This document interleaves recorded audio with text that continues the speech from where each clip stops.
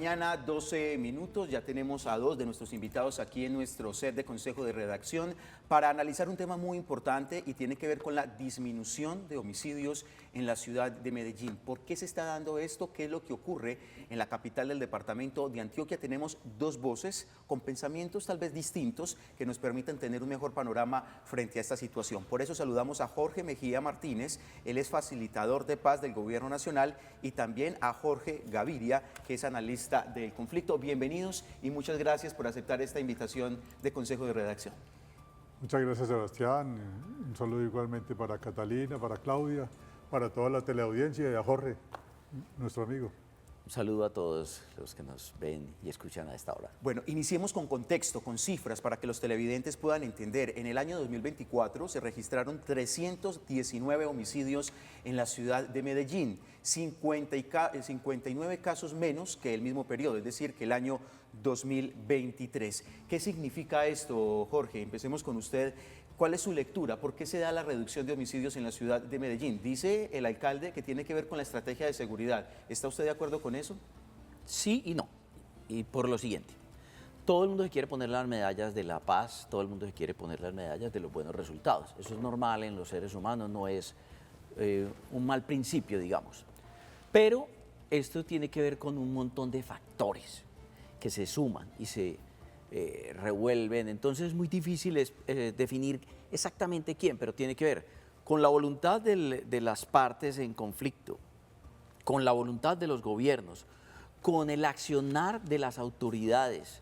Entonces se suman todas las partes y se define, porque en Medellín, por ejemplo, es más alto el número de homicidios por riñas que por delincuencia común. Entonces empieza usted a definir quién efectivamente es el que genera la delincuencia y quién es el que genera las condiciones para la paz.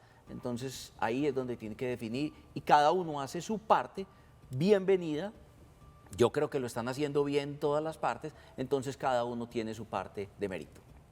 Bueno, Jorge Mejía, digamos que de cierta manera algunos dicen que esto tiene que ver precisamente con las mesas de diálogo, lo que tiene que ver con la paz urbana. ¿Es así? ¿O cree usted que de verdad tiene que ver con las políticas de Federico Gutiérrez? Sebas, como dice Jorge, yo creo que hay una combinación de causales que explican esa reducción tan significativa que hemos tenido en Medellín, no solamente los homicidios, sino también de los delitos de alto impacto, tanto los que tienen que ver con la preservación de la vida como con el patrimonio y la integridad de las personas.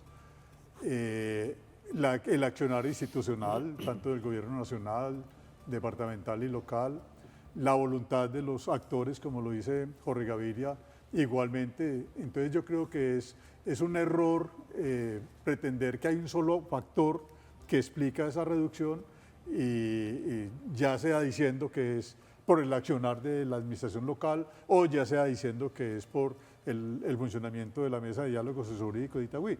Ahí hay una combinación de factores que es muy importante para la ciudad y yo creo que el propósito debe ser continuar en ese ejercicio, en esa labor, porque indudablemente el tener ya una tasa cercana a un dígito es un logro histórico para Medellín que todos debemos saludar. Jaime, usted lo está mencionando en este momento y mire el trino que había dicho o había puesto el presidente Gustavo Petro, dice: las políticas de paz del gobierno nacional han logrado reducir casi a un dígito las tasas de homicidios en Medellín. Es evidente que ante la falta de resultados intentan adjudicarse logros que no son suyos. ¿Es cierto o hasta qué porcentaje, de acuerdo a los diferentes actores que ustedes están mencionando, es un punto a favor del gobierno nacional? Yo creo que ahí hay una, como dije ahora, pues ahí todos tenemos algo que explicar y lógicamente también reclamar.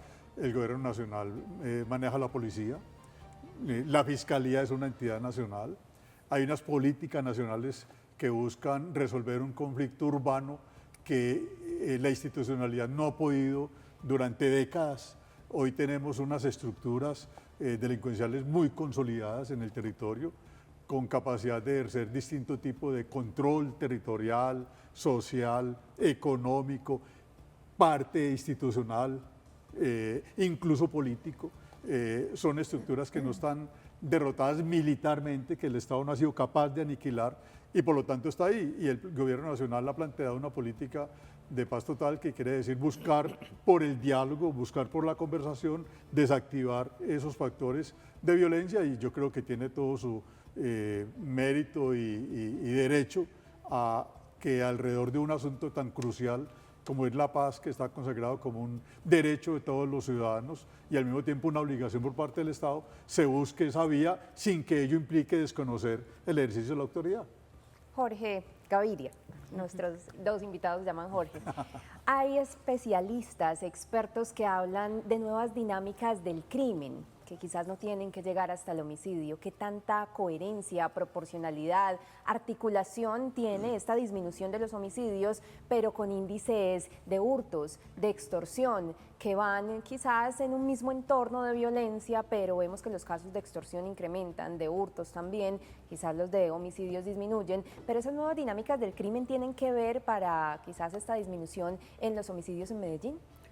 Bueno, las cifras realmente demuestran que sí se redujeron los índices de hurtos e inclusive de extorsiones.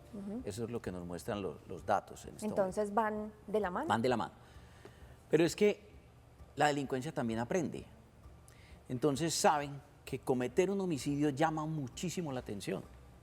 A veces es inútil hacer una acción homicida para llamar la atención de las autoridades, para que de ahí se desprendan unas investigaciones que llevan a otros casos. Entonces, cada uno va aprendiendo. Las autoridades aprenden a hacer inteligencia, hay nuevas tecnologías, entonces eso mejora las condiciones. La delincuencia también aprende. Todos en general se van dando cuenta que un homicidio muchísimas veces es un asunto inútil.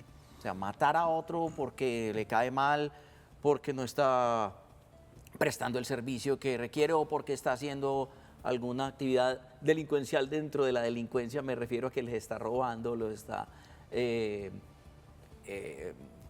está entregando lo que tiene que entregar, etcétera, etcétera.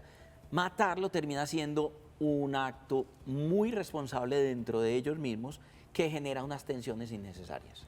Una pregunta para los dos. Algunos expertos se atreven a decir que parte de las cifras que tenemos hoy en términos de homicidios tiene que ver con, digamos, pactos entre los grupos armados ilegales. ¿Ustedes lo ven de esa manera? ¿En Medellín puede haber pactos entre las estructuras y eso está evitando que se dé más el tema de homicidios y otros delitos? Claro, es que eso es parte de la dinámica también. Un grupo que se está enfrentando y toman la decisión de no seguir haciéndolo, pues genera una reducción básicamente de los actos delincuenciales que estén cometiendo. Eso es apenas lógico y eso yo no entiendo a veces por qué la gente critica tanto esos pactos internos. Bienvenidos. Lo importante sería que no solamente no se maten, sino que no extorsionen, que no atraquen, etcétera, etcétera, que no haya acciones delincuenciales. ¿Pero estamos saliendo adelante o estamos viviendo una tensa calma y estamos en modo pausa, esperando a ver con la expectativa además de lo que se viva con la paz urbana? Claudia, estamos en una oportunidad. Yo creo que hay una posibilidad que la sociedad no debiera desaprovechar. Hay una disposición por parte de las estructuras a través de sus voceros de participar de un proceso de este tipo. Hay una voluntad igualmente por parte del gobierno nacional en medio de unas dificultades locales propias de las conflictividades políticas que existen entre nosotros y particularmente en una sociedad como la nuestra, pero yo creo que esas diferencias políticas no debieran ser un obstáculo para avanzar en un asunto que es de interés común, de interés general, como desconocer la necesidad, no solamente la importancia de la paz, o de buscar por todas las vías posibles al mismo tiempo, conjugadas, resolver un conflicto que durante 30, 40 años no hemos podido resolver. ¿Y cómo dar esta oportunidad sabiendo que mientras algunos líderes están en la cárcel y estamos en modo pausa, dan la orden de suspender, por ejemplo, el tema de extorsiones en los diferentes barrios de la ciudad, pero mientras tanto en estos barrios están naciendo y surgiendo otros líderes? Esa es una realidad que siempre se va a presentar. Micho, no hay una sociedad perfecta. En el mundo no hay un país donde no exista ningún tipo de delincuencia, ningún tipo de actividad ilegal por parte de personas o incluso de organizaciones. Entonces, yo creo que condicionar la aceptación de un ejercicio de este tipo a que tiene que ser o todo o nada, no tiene sentido. Avancemos, vamos hacia adelante y yo creo que en la medida en que vayamos desescalando las violencias y los factores de violencia es una ganancia para toda la sociedad. Hay una preocupación quizás nueva y sería la cantidad de homicidios por casos de intolerancia. Estamos claros en que deberían ser 0 en cualquiera de los casos, pero celebramos esta disminución de alguna manera con esos aprendizajes que ya ustedes nos mencionan. Pero ¿qué hacer con el caso de las intolerancias que vienen incrementando, ya no tanto por actos delictivos, sino entre los mismos ciudadanos del común? Que porque el otro tiene la música un poco más alta, que va a hacer un reclamo porque alguien tiene que ir a trabajar y el otro está en una rumba. ¿Qué acciones tomar ahí desde la ciudadanía? Mira, cuando una sociedad no es capaz de educar, empieza a legislar. Y ese ha sido nuestro problema. Nosotros hemos terminado más en el lado de la legislación que la educación. Entonces ustedes, cada que nosotros hablamos, por ejemplo, en los procesos de paz en cualquier, o de sometimiento en una cárcel, siempre lo que primero que estamos hablando es el marco jurídico. Porque aprendimos que tiene que haber un marco jurídico, eso está bien. Pero, ojo, debería ser antes del marco jurídico un proceso de educación. Tenemos que reeducarnos como cultura, porque no puede ser, o sea, yo entiendo, a mí me da mucha rabia cuando un vecino pone la música duro, claro que sí, pues no va a ir a matarlo. Y esperaría pues que si voy y le digo, pues no me mate. Eso es lo mínimo que cada uno en una sociedad pues, estaría dispuesto pues como a tolerar, es decir, por lo menos hablemos. Pero tenemos que reeducarnos en ese sentido. Y como Estado, ¿qué se está haciendo para reeducarnos? ¿Qué está haciendo el gobierno para que eso cambie? No, hay un reto grande. El tema de la intolerancia, como lo dice Catalina, es un problema social que hoy es más significativo que incluso la injerencia de las estructuras delincuenciales organizadas. La tasa de homicidios así lo indica. Ahí hay un problema de aprender a resolver los conflictos, aprender a atender las diferencias, como lo menciona Jorge. Somos muy intolerantes y eso en todos los campos, incluido el político. Es que el mensaje de los dirigentes nuestros es evidente. No aceptan nada bueno, del contrario. Todo es malo o 0. Pues no hay términos medios, no hay grises y por lo tanto no hay aceptación de que el otro pueda estar haciendo cosas que son convenientes, sino que es a rajatabla. Se rechaza cualquier iniciativa del oponente político y eso es un mensaje que se le transmite a toda la sociedad de intolerancia, de no aprender a resolver las diferencias, aprender a entender que una sociedad es la conjugación de esas diferencias, que eso lo que hace es enriquecer y ayudar a sacar adelante la sociedad.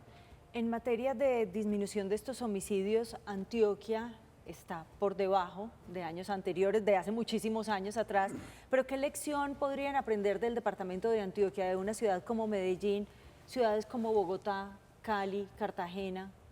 ¿Qué podrían aprender, qué lecciones les podríamos dar en este sentido? Sí, la tasa de homicidios de Antioquia es de 24 por cada 100.000 habitantes, en Medellín hoy estamos en 11 homicidios por cada 100.000 habitantes. Yo creo que en ese sentido hay unas dinámicas locales que se pueden diferenciar de las dinámicas departamentales. Y yo creo que eso explica la combinación de los factores para el caso de Medellín. En Medellín tenemos unas organizaciones delincuenciales que denominamos estructuras que tienen todavía una gran capacidad de regulación del comportamiento de lo que se llaman bandas y combos en toda la ciudad. Esa capacidad de regulación se traduce en que desde Itagüí es posible dar órdenes, es posible dar orientaciones, para bien o para mal, de los que habitamos este territorio. Hoy esas personas tienen una disposición de paz, tienen una disposición de buscar mediante el diálogo y la conversación desactivar las violencias y es lo que debemos aprovechar. Desafortunadamente esa situación, ese potencial no se vive a nivel departamental. En Antioquia hay otros factores, hay otros tipos de organizaciones que no participan en procesos de este tipo, como si ocurre con las estructuras de Medellín, por ejemplo, el llamado Clan del Golfo o el Ejército Gaitanista de Colombia, como quieren que lo llamemos, no participan de un proceso de este tipo y hoy son una organización sumamente potente, generadora de violencia, no solamente en nuestro departamento, sino en buena parte del país. Jorge Gaviria, una pregunta ahí muy puntual. ¿Será que en medio de esta conversación la Fiscalía o Medicina Legal, de cierta manera, podrían llevarse cierto crédito, o más bien la Fiscalía, con la recolección de material probatorio, con lo que han logrado establecer en lo que tiene que ver con el esclarecimiento de homicidios? Claro, es que cuando te hablo o te hablé de nuevas tecnologías, básicamente las que implementa la Fiscalía hacen que se midan mucho más en el accionar delincuencial, porque obviamente hay más cámaras en toda la ciudad, hay más mecanismos, métodos de comunicación, de acción, de reacción, entonces se tienen que medir mucho más. Entonces, claro que sí funcionan y toda la inteligencia actúa, digamos que a veces con muy buenos resultados, entonces eso genera una reducción. Pero hay que tener en cuenta varias cosas. Con respecto a lo que tú dices en Antioquia, tienes que tener en cuenta no solamente el Clan del Golfo, el ELN, las FARC, las disidencias, etc. Entonces, eso hace que haya una condición un poco más complicada y la dispersión que tienen en el territorio. Entonces, eso hace que haya cierta dificultad en términos de una directriz frente a la paz.